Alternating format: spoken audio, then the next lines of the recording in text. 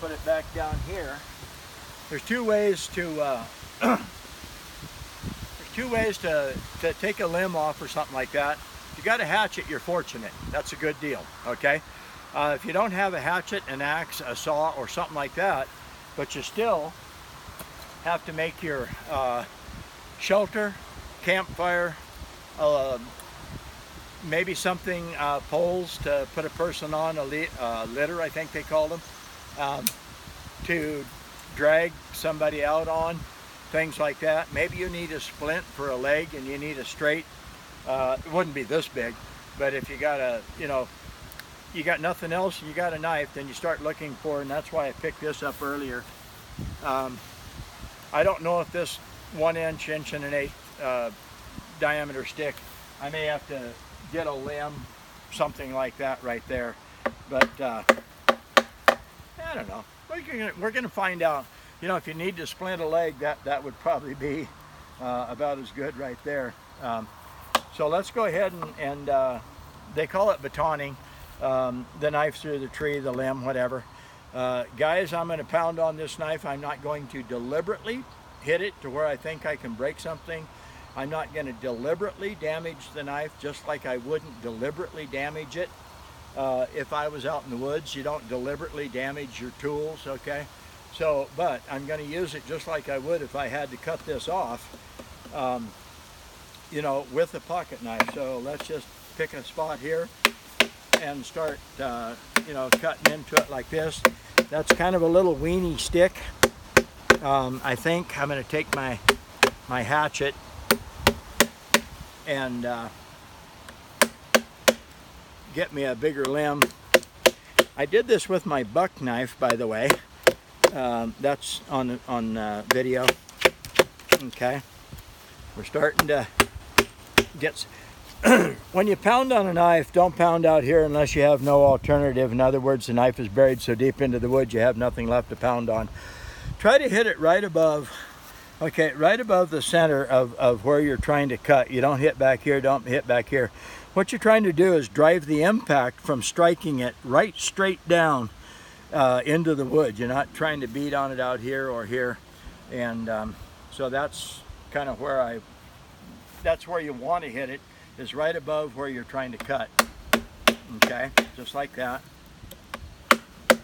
Actually, that's holding it. It isn't going to take it long, but it is taking it better than I thought it would.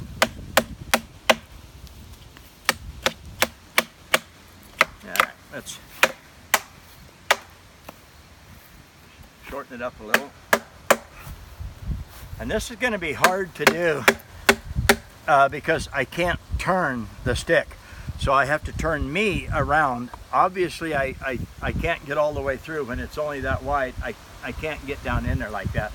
So it is going to be tough to do. But in an emergency situation, this is what you would have to do. If it's what you got to do, it's what you got to do.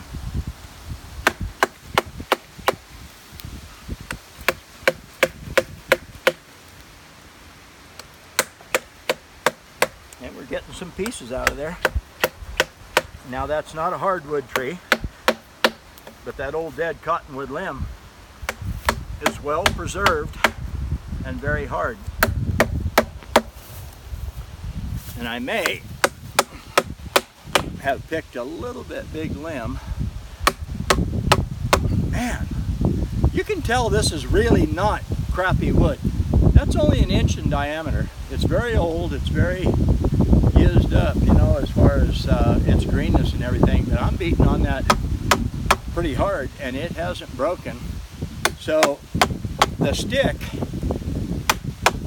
if this is that tough, you know this stuff is tough.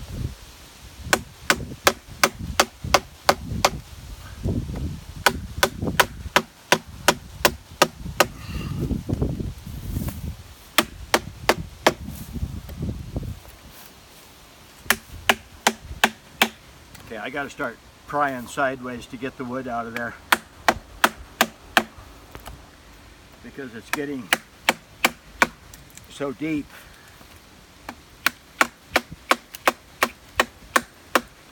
that it's hard to get the chips. How's that Buck and Bear Lynx knife? Pretty nice blade. Actually, I think it is. I just about bet you that the people who developed this knife didn't do this to it.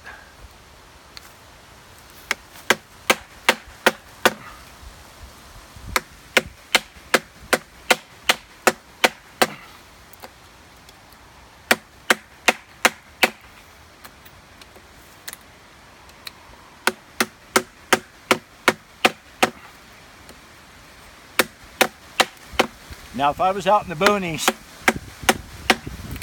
I would only take that through far enough to break it off. I'm not going to tell you that I would actually cut, chop, beat on it, baton, all the way through. I would only take it down to where I could actually break it off. But let's see. I can't believe that stick is taking it.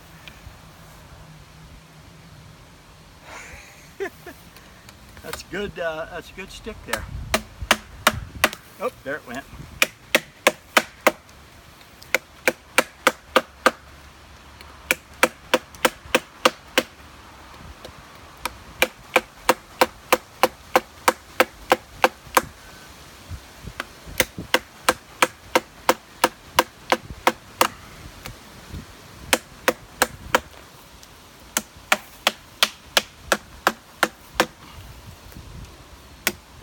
Okay, I got a pound on the tip part of it out here, and I'm not, like I said, I would never deliberately try to break it. That is not what you do. Okay, I don't do that. I watched a guy try to do that. He actually did it to a buck knife. Deliberately stuck it in a piece of wood in such a way, and then batoned on it, pounded on it until he broke it sideways, and then talked about how bad the knife was. I've got that same knife, and I'm trying to think of what the actual name of the knife is, and I will. I haven't used it in a long time, but I pounded and beat on that knife and pounded and beat on it. I didn't do any damage to it. Whoa. I'm telling you, that wood is tough, because if you come in sideways and take a look and see how much I've got out of there. So let's just come right on around this way. I gotta be honest, Brad, I'm interested to see if that knife can slice some paper after this. Me too.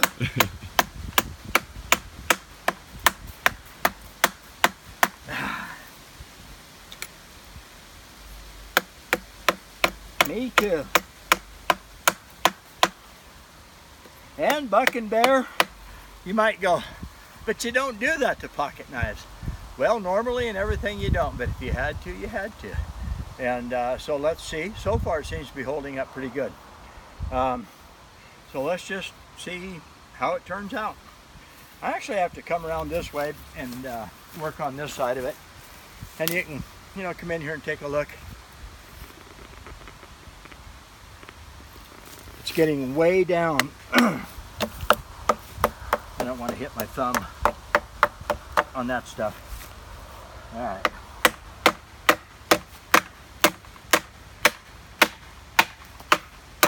All right. Time for a new beating club.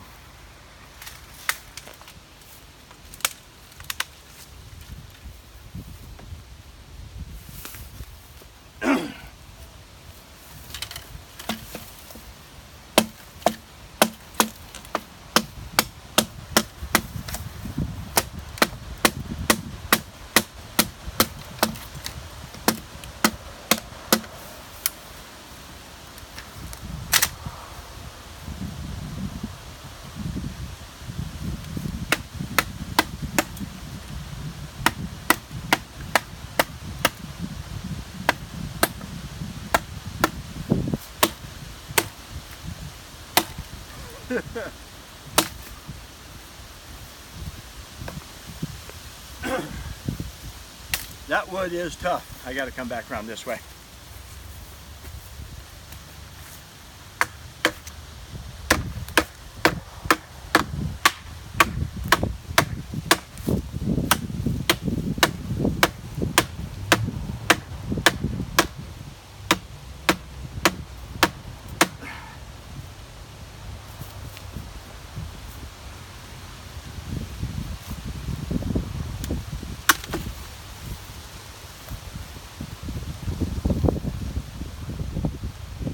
This Brad, sharpensbest.com. That would make fantastic furniture. So, you know what? Let's see. That knife actually feels very sharp. Go back to our Denver magazine. Pull the piece out of there. Fight with the wind. Actually, I'm going to make my piece a little smaller. Good Lord. You have to be kidding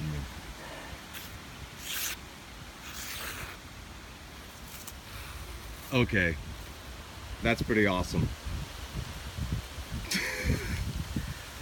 I'm very happy about that. The knife seems to have fared quite well. Scales didn't break off. When you're hammering, pounding, batoning, beating on the blade, what supports the blade, okay, is your left hand, left-handed here, a hold of the outside scales. You guys that know knives and a little bit about knives are going to understand exactly what I'm about to say. Take my 12-inch Old Hickory butcher knife. It only has 2 rivets in the scales. I use that knife because it's actually a 12-inch blade, pretty heavy, to chop little trees down and to you know, bushcraft, pretend I'm making a shelter, firewood, whatever. And as I chopped with that butcher knife for a while, I heard a little noise. I held the knife up like this, and I went like that, and I could actually feel the blade moving back and forth in the scales. And what I was doing, I was loosening the rivets. So Old Hickory knives were not made for chopping like that. They were made for a butcher knife and stuff. So I know that you can either tear the scales off, you can loosen them, you know, things like that by hanging on, by batoning. This one seems to have actually fared very well. So I like that. This is Brad. This is the pocket knife. This is the BNB 4045 Buck and Bear knives. And there it is. This is Brad Buckner, sharpensbest.com. You take care out there. The hat, pre-order, pre-sale, okay? This particular hat looks like it's older. It's a little more worn. Sharpens Best, okay? Sharpensbest.com. Yep, I'm doing the mini pearl. Okay, she left her price tags on her hats. That was her signature years ago. You don't even know who Minnie Pearl is, probably. I'm old enough, I know who Minnie Pearl is. This is Brad Buckner, sharpensbest.com. Go to Buck and Bear Knives, buckandbear.com. Take a look at their product. You take care. Have a good day out there.